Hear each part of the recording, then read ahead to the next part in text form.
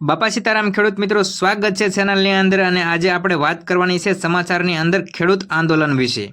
તો વાત કરવામાં આવે હેવી વીજલાઇન વળતર મુદ્દે મોરબીની અંદર મંગળવારે ખેડૂતોની વિશાળ પદયાત્રા નીકળશે તેવું ખેડૂતોએ એલાન કરી દીધું છે।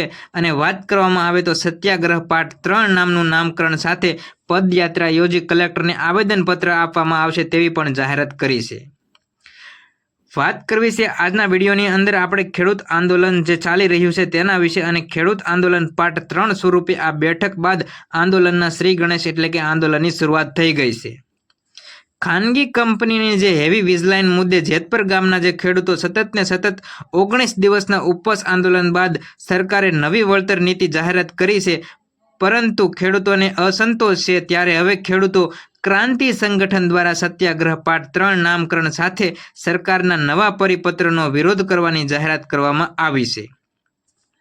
વાત કરવામાં જેતપર ગામના જે ખેડૂતો આ આંદોલન કરી રહ્યા છે, સરકારે વીજ પોલ મુદ્દે જે નીતિ ઘડી છે, હવે તે નીતિ જે ઘડી છે તેના વિરોધ કરવા માટે હવે ખેડૂતો ફરીવાર આંદોલનમાં જઈ રહ્યા છે।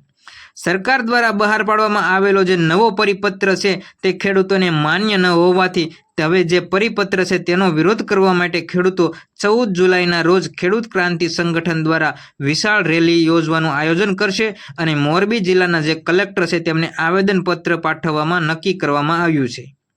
મોરબી જિલ્લાની વાત કરવામાં આવે તો મોરબી જિલ્લાનો જે જેતપુર તાલુકો છે, જેતપુર ગામેથી હવે વીજલાઇનના વિરોધની અંદર મોટા પ્રમાણમાં ખેડૂતો જોડાઈ ગયા છે અને ખેડૂત આંદોલન હવે રાજ્યવ્યાપી બની ગયું છે।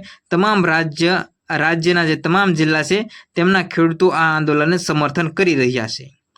વાત કરવામાં આવે જેતપરની અંદર જે ઉપવાસી છાવણી ખાતે 19 દિવસના ઉપવાસ બાદ આંદોલન અંદર ગુજરાત સરકારે નવી વળતર નીતિ જાહેર કરી છે, પરંતુ જો કે સરકારની નવી નીતિની અંદર પણ ખેડૂતોને અન્યાય થયો હોય તેવું લાગી રહ્યું છે અને આ લાગણી સાથે જેતપર ખાતે ખેડૂત ક્રાંતિ સંગઠનના નેજા હેઠળ રાજ્યની અંદર 24 જિલ્લાની અંદર ખેડૂતોને અને સરપંચોને મહત્વની બેઠક મળી હતી।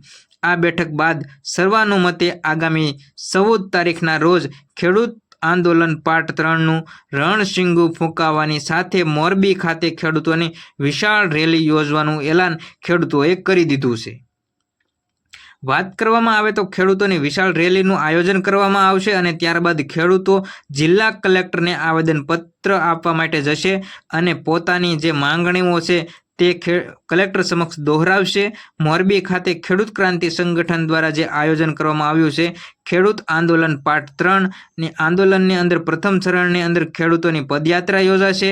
આ પદયાત્રા સવારે 9 વાગ્યે મહેન્દ્રનગર ચોકડીથી શરૂ થશે અને બપોરે 12 વાગ્યે કલેક્ટર કચેરી ખાતે પહોંચી કલેક્ટરને આવેદનપત્ર આપવામાં આવશે। તો ખાસ કરીને સમાચારની અંદર આપણે જાણી લઈએ કે મંગળવારના દિવસે ખેડૂતોની વિશાળ યાત્રા નીકળવાની છે અને ખેડૂત આગેવાનોએ મોટું એલાન કરી દીધું છે, કારણ કે ખેડૂતોએ 19 દિવસ ઉપવાસ કર્યો તેમ છતાં સરકારે જે નવું પરિપત્ર જાહેર કર્યું છે ખેડૂતોને વળતર મુદ્દે, તે ખેડૂતોને હજુ સંતોષકારક નથી લાગ્યું। હવે જે પરિપત્ર સરકારે જાહેર કર્યું છે તેના વિરોધ કરવા માટે ખેડૂતો ફરીવાર આંદોલન કરી રહ્યા છે અને તે પરિપત્રનો વિરોધ કરવા માટે કલેક્ટર કચેરીએ જઈ અને ખેડૂતો આનો વિરોધ કરશે, પરિપત્રનો વિરોધ કરશે। તો આવા જ મહત્વના ખેડૂત સમાચાર માટે ચેનલને સબસ્ક્રાઈબ કરી દેજો અને આપણને જે પણ કંઈ નવીન માહિતી મળશે તે આપણે જરૂરથી આ ચેનલના માધ્યમથી જણાવશું।